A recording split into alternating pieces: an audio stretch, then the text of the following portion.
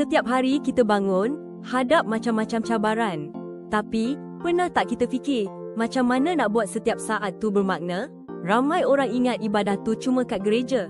Tapi, apa kata kalau ibadah tu ada kat mana-mana? Setiap masa, firman Tuhan dalam kitab Bilangan 28, ayat 2, ada cakap, persembahan yang dibawa kepadaku, makanan untuk korban api yang menyenangkan baunya kepadaku. Ini bukan pasal korban binatang je tau, tapi pasal hidup kita. Jadi, persembahan yang wangi buat Tuhan. Macam mana tu? Bayangkan, setiap senyuman, setiap kebaikan, setiap kerja kita buat dengan hati ikhlas, boleh jadi ibadah. Itulah yang buat hidup kita penuh kuasa.